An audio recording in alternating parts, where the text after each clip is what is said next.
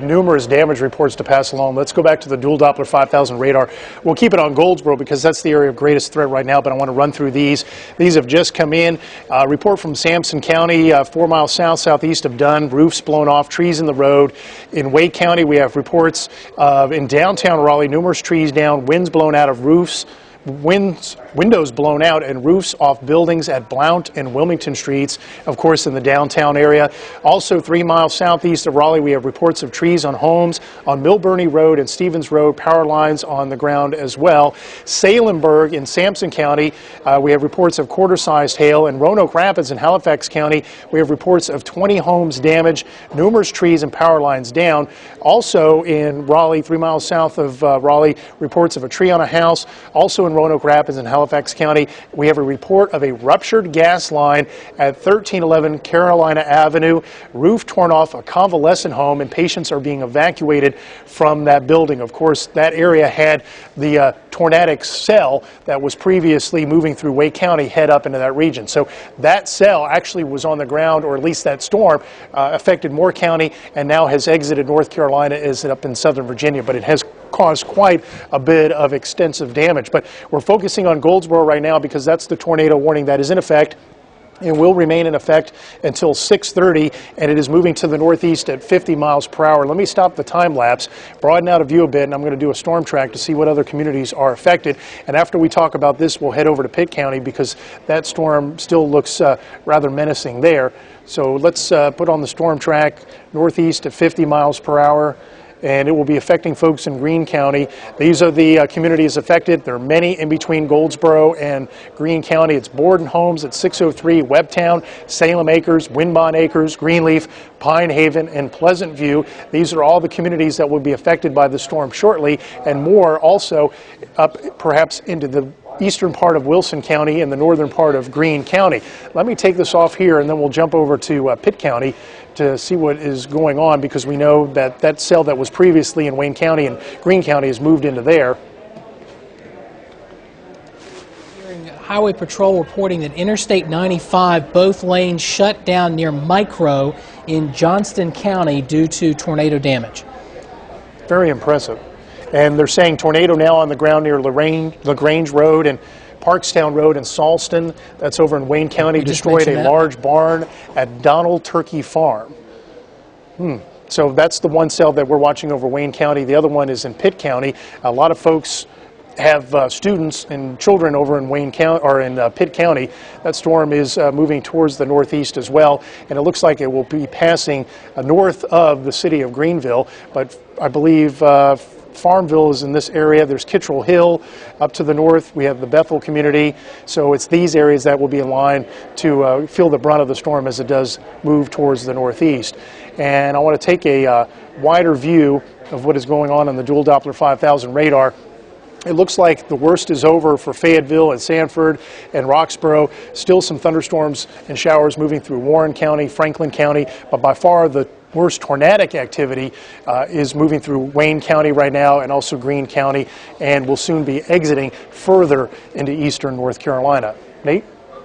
Just heard that the tornado warning for Sampson County has now been canceled by the National Weather Service. Still a pretty nasty couple of thunderstorms there in Sampson County, but the tornado threat looks to have pushed on into Duplin County. So folks in Kenansville, you do need to be paying attention to this, but fairly intense thunderstorm moving your way. But fortunately for Sampson County, the severe weather has moved on, and that's good news.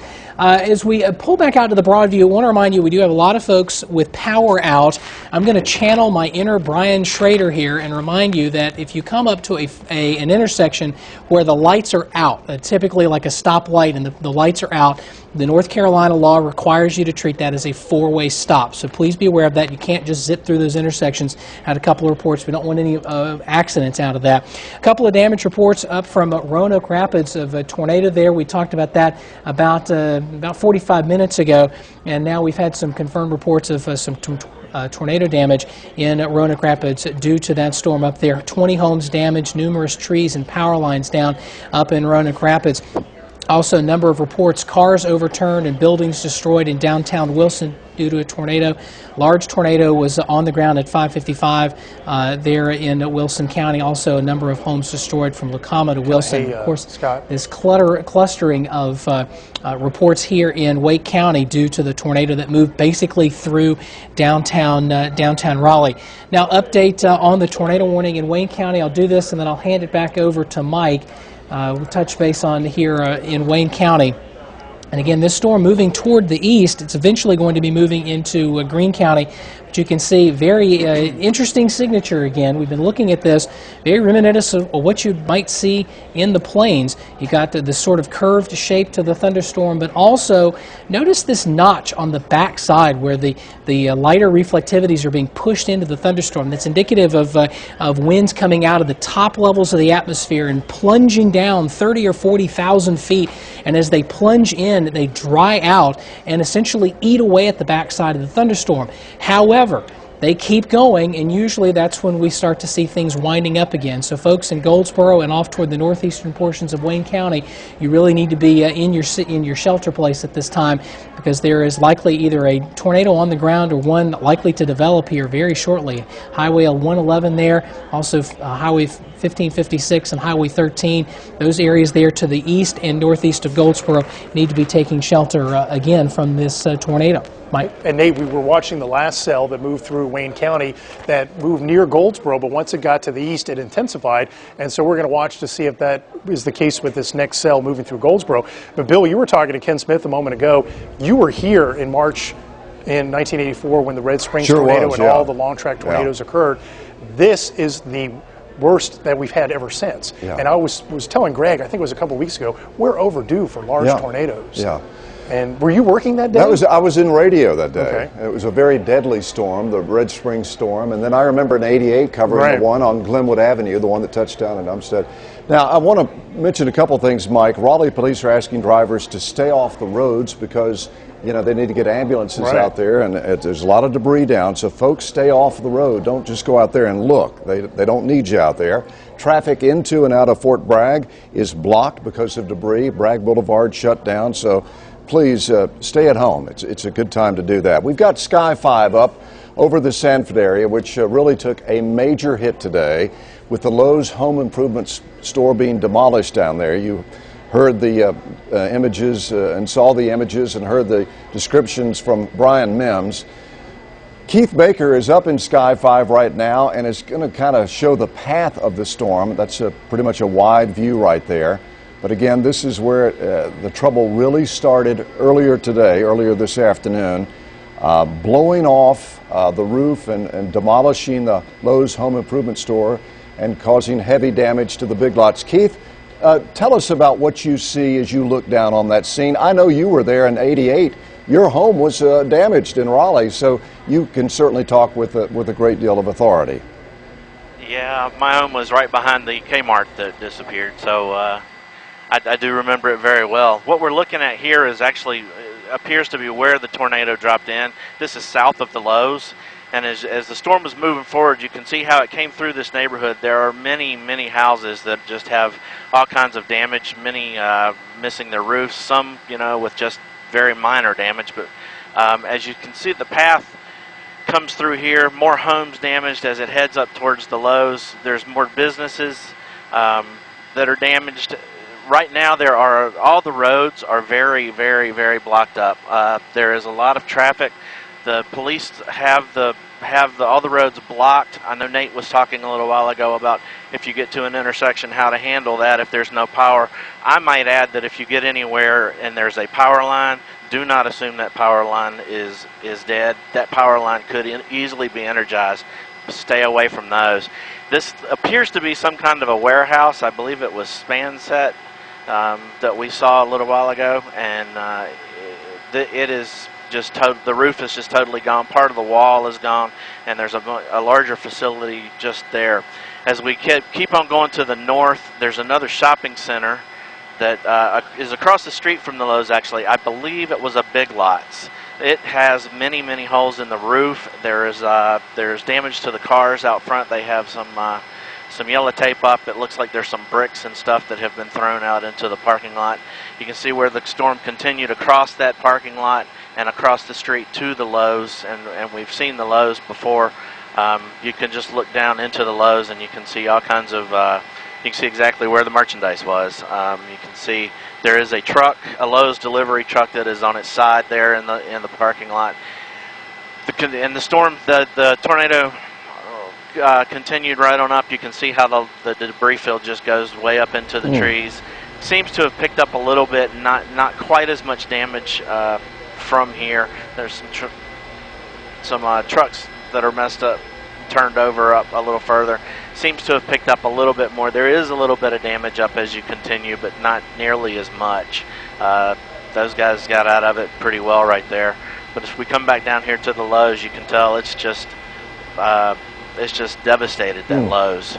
Yeah, that is just a terrible scene to look down there. But again, we've been hearing reports of no serious injuries, which is truly amazing, as Ken Smith has been saying this afternoon as we look down on the debris, the roof, the merchandise, and of course in the parking lot, the cars that have been flipped over, the windows that have been blown out. It's just an incredible scene, incredible not in a nice way obviously, but a very horrific scene. As fire trucks are there, and just hard to believe that this could happen just a few hours ago, as the sunlight looks like a beautiful sky down there right now. But my goodness, what a terrible, terrible storm that hit Lee County at Sanford and hopscotched its way north and just caused endless problems, bringing back memories of 1984 and the Red Springs tornadoes and the tornadoes of 1988 in Raleigh that went on up into Nash and Halifax County. Keith Baker, thank you for that report, and of course we'll keep an eye on the situation down there. Brian Schrader has been accumulating stories of damage, and Brian, you've got a number of problem areas out there, don't you? That's right. We saw right there what it looked like from the air over Sanford. Let's show you what it looks like on the ground. Kind of track this storm from when it first touched down in Sanford. These are some ground shots from Lee County. A lot of this, as you see there, that's the Lowe's there on at 421 and 87. This is over on the southeast side of Sanford. And the video from the ground just as remarkable as the video from the air. And the surprising news out of all this is, as far as we know, no serious injuries there at that Lowe's, thanks to some quick action by some employees. You see the signs blown over there along 421. From there, that storm moved into the south side of Wake County and on into Holly Springs. I came through that area just a little while ago on my way into work, and you could see all of the trees knocked down there right around Avon Ferry Road and 55. We saw Tara Lynn's report from that area earlier, and a lot of damage to some houses in neighborhoods. The back window of that truck blown out, and a lot of sightseeing going on right now. And as Nate mentioned, with so many power outages, a lot of signals are out, so you really don't need to go sightseeing at this point. Take you up to Raleigh. This is where the storm moved next. The remarkable pictures that photographer Chad Flowers shot from the top of RBC Plaza there on the top floor, looking to the south, looking toward Lake Wheeler. You see the BB&T building there, that large tornado reportedly on the ground. We got those reports as it was coming through Raleigh and just waiting to see what happened as it moved through downtown. And then after the storm passed, Chad shot some video from there atop the RBC Plaza of some damage and fire trucks and ambulances responding to the scene on some of those downtown streets where we had trees knocked over. Quite a bit of damage on South Saunders Street, Earp's Seafood. I know that business that has been there for a long time suffered some damage, and some of the other brick buildings right around that part of South Saunders Street also suffering quite a bit of damage. That's a view looking down toward Wilmington Street and Martin Luther King Jr. Boulevard. Lot to pick up there in downtown Raleigh. And we have some video from Roxboro we wanted to show you because they also suffered quite a bit of damage in Person County. Trees down. We had a report earlier of a tree that had fallen on a mobile home. Fortunately, no serious injuries there. But as we have seen all through the viewing area, so much damage to clean up over the coming days and weeks.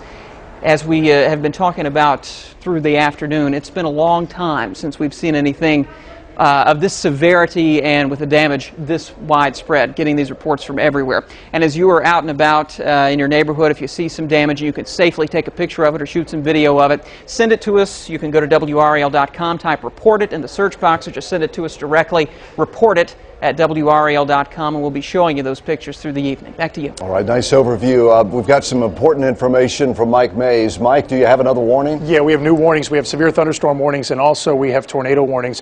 Let's go to the dual Doppler 5000 radar. We're zoomed into southern Sampson County, where the tornado warning is in effect for southern Sampson County until 6:45. It's moving towards the northeast at 55 miles per hour and will shortly be in Kenansville. And this is the cell that we're watching right here, moving over Harrells as we speak. Again, moving to the northeast at 55 miles per hour, so we'll do a storm track. If you're watching from southern Sampson County, there's the storm moving to the northeast, 55 miles per hour. So the communities affected would be Harrells, of course, which is current, Shanghai, Bryce's Crossroads, Concord, Duff Creek, Rose Hill, and also Magnolia. We also have a report that there is a severe thunderstorm warning in effect for Sampson and Wayne County until 6:45. Also continuing the severe thunderstorm warning for Edgecombe, Halifax, and Nash County. Now, despite the tornado warnings coming to an end up in those communities and up in those counties, there's still the potential for some straight line wind damage. So let me broaden out the view and take a look up farther to the north to see what's happening. And what I want to do is take a look at some of the shear that is happening in the atmosphere. Here's the wider view of the dual Doppler 5000, and I will time lapse this so we can see the general movement of these cells. They're all rapidly moving to the north and east, so you're getting a quick hit and then they move on. Now, the one cell we were watching in northern Wayne County that spawned the tornado warning is now moving in northwestern Greene County, will eventually make its way up into Edgecombe County. There's a product, let's see if I can punch it up, and this is showing the shear across the area, or where you're seeing the greatest winds and also the potential for hail. So I'll stop this. And so there are a few areas that are seeing the greatest threat and the greatest shear. So let me move in. Everywhere where you see the purples, the reds, or the yellows are where the greatest shear is showing up. So we'll start up here with this cell that moved over Goldsboro, and it's indicating less than 80 mile per hour winds. So some very strong winds with that. Also about half-inch diameter hail just north of Kenansville and Duplin County. Winds in less than 58 miles per hour, or at least to that point, and also 1-inch diameter hail. Small area near the Grantham area, 1-inch diameter hail. There's just an area north and west of Benson showing the potential for 1-inch diameter hail. And then farther south, as we go look at our tornado warning in southern Sampson County, not showing a whole lot of shear. There's one little bullseye right there just south of Harrells, indicating the potential for some hail, and it's about half-inch diameter hail, so not really all that impressive there. So I'll go back out to the wide view and take a look farther north. Over here in northeastern Wake County, we're talking about some hail the size of, let's see, about 1-inch diameter hail. And then over here in northern Edgecombe County, we're talking about winds less than 58 miles per hour. So there are a few hot spots, so to speak, that we're watching.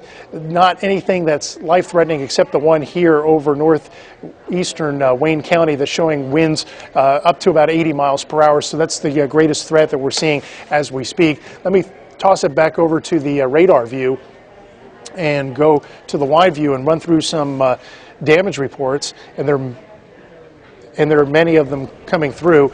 We have in micro in Johnston County reports of trees snapped, mobile homes flipped, boat flipped, semi-truck flipped, and blocking on 95. Nate's going to show you these on the other weather computer. Let's go to Weather 6, and every dot that you see, take it away, Nate. Yeah, we've got a lot of damage and a lot of damage reports. This has been a widespread event.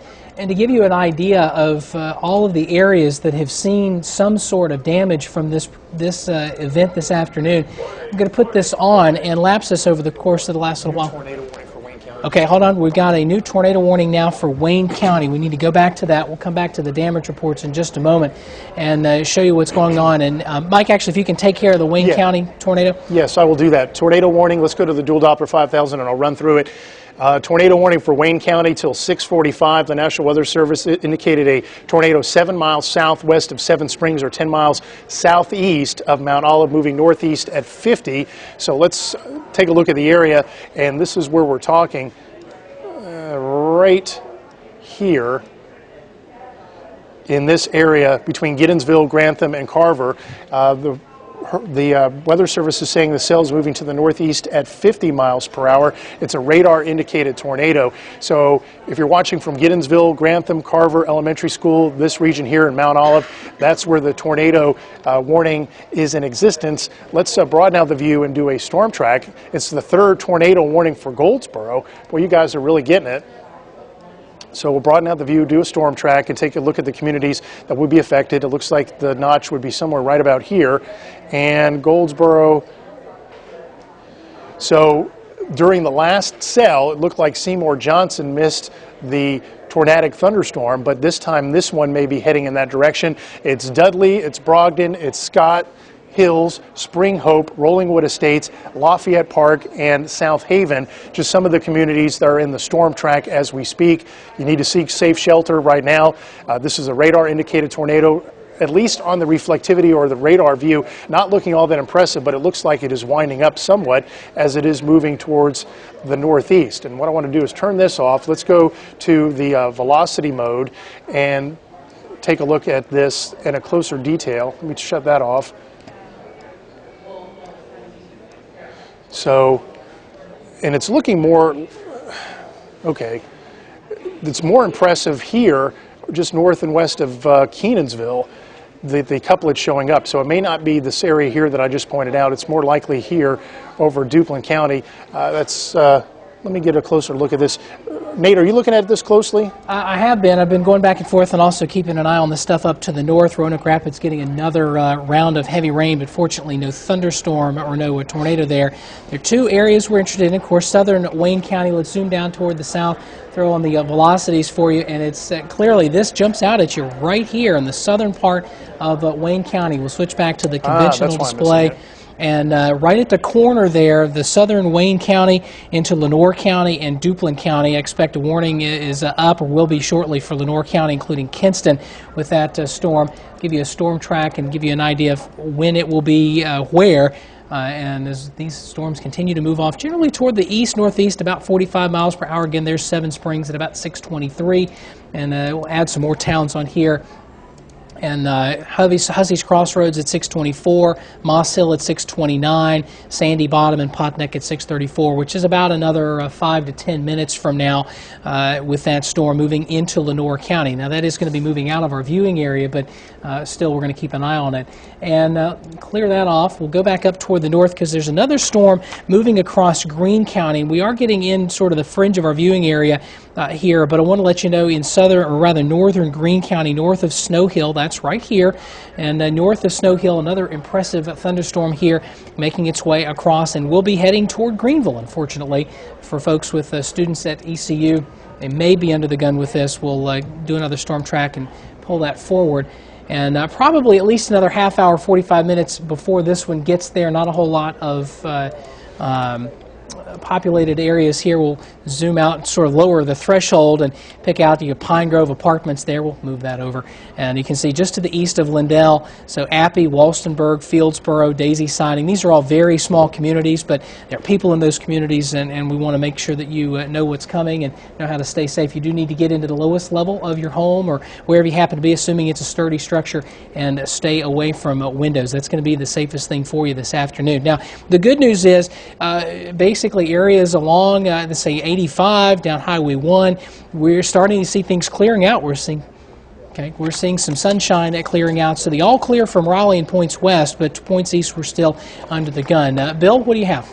Nate, Mike Charbonneau is up in North Raleigh off Yonkers Road to bring us up to date on the damage up there. Mike, what do you see? Bill, the damage out here is incredible. I mean, look at this right behind me here. You see this large truck overturned in this business complex off Yonkers Road. It's just one of many things we can show you out here. And actually, this is a good indication of the path. You see this thing knocked down, and then if you look back behind the truck, straight across, you can see all the insulation in the trees, pieces of debris, the belt line off in the background there, and on the other side of the belt line, there are numerous businesses that were also hit. So it looks like the tornado came right through this way. Back on this side of the parking lot, you see even more businesses. pieces of metal roof scattered everywhere, more insulation in the trees. The side and the roof ripped off most of this building over here. And in fact, you can probably hear that loud alarm in the background. Alarms have been going off here all afternoon since this storm came through. EMS is out here now just checking to make sure that nobody was in any of these buildings. So far, no reports of any injuries out here, but some scary moments for a lot of people. In fact, if we walk back over here, we can talk with one gentleman who was an eyewitness to all of this, Sam Newberry. Mr. Newberry, you were here this afternoon when the storm came through. Yeah. Tell us what you saw, what you heard. Well, just before I left, after I left, I saw this dark cloud going back to the other shop. And when I got over there on Stony Brook, I saw it. So I got in the shop, and my other fellow over there, Jose, and I had to go in the bathroom and lay down. We thought it was going to tear that building down, but luckily it didn't hit that building. So when you walked out afterwards, what did you see right away? What did it look like? It was dark. It was dark, cloudy. Then I turned the radio on. They said there was a tornado on the ground. So could you actually see debris spinning around? Yeah, I could see it, yeah. And did you actually see the funnel cloud hit one of the buildings? Not this building, no. Not this building, but you could actually see a cloud spinning. Right, and I saw it on Stony Brook hitting and tearing them trees up and stuff, yes. Near the, trailer park over there? Yeah. What was it like to see all of this? It was terrible. I've never seen one. I don't want to see another one. I bet. Well, thank you so much for sharing your story. We appreciate it. We talked with another guy out here a short time ago who was driving up Yonkers when it happened, and he tells us they went under an underpass to try to get away from it. He said the funnel cloud actually picked his truck up and spun it around through another car in front of him and then plowed into the mini storage just up the road from here. The mini storage building also destroyed. Many of those units gone. Pieces of that roof across the belt line, too. So, Bill, just an incredible scene out in this part of Raleigh, something that we haven't seen in a long, long time in this part of the area. I'll tell you, some horrific stories coming out all over the viewing area. Mike Charbonneau in North Raleigh at Yonkers Road. Thanks for that, Mike. I'd like to remind you that CBS program tonight will be aired at its normal time on WRAL-2, which you can see over the air at 5.2 or on Time Warner Cable Digital Channel 106. Bo Minnick has been hard at work today covering some of the storm damage to our north up in Person County. He reports live from Bethel Hill. I know you've had lots of tree limbs on power lines dangling dangerously. Bring us up to date, Bo. We really have up in this area, Bill. We're just a couple miles right now from the Virginia border, and right now where we're at is the parking lot of the Bethel Hill Charter School. You can see the school off in the distance there. That building right in the front there towards the left is the school gymnasium. It had its roof literally just blown off by this storm. I want to bring in Joe Berryhill. Joe is one of the founders of the school, founded the school about 10 years ago. Joe, just take me through what you've seen in terms of damage over there. Well, like you said, the gym who took the roof off of that, we got some panel windows on the cafeteria that's blowed in, and some other windows also, and I've got a lot of shingle damage. We had some sheds that were blown away, and some air conditioning units that were blown off the building, and we got some hefty damage, but thankfully nobody was hurt, and I think we're still blessed. And you got to survey, obviously, the whole school grounds here. I think you don't live too far away yourself, right? Not too far. Did you have any property damage? No, we didn't. It was just a straight line through this area that got hit the worst. Somebody says they have a picture of a tornado. What did it sound like? What did you see? Where I was at, I didn't hear anything. I was away from this area, and it took me about 10 minutes to get here. But where I was at, I didn't hear anything but hard rain. But obviously this school here is near and dear to your heart, and you see the damage behind you. Talk about what this school means to this community. Well, I mean, it's kind of an icon. It's been here. It was one of the first schools in this county, and it's been a landmark. I mean, and it probably always will be. But yeah, I mean, it's a community thing. There's no doubt about it. But the community started the charter school, and I'm sure we'll bounce back and be strong after this. All right, thank you again, Joe Berryhill. Also want to bring you up to date. Bill, you had mentioned power lines. You can see some of those low lines hanging right there. All throughout this area, there are tree limbs that are dangling from these power lines. Several hundred customers are without power. Progress Energy is working on restoring that.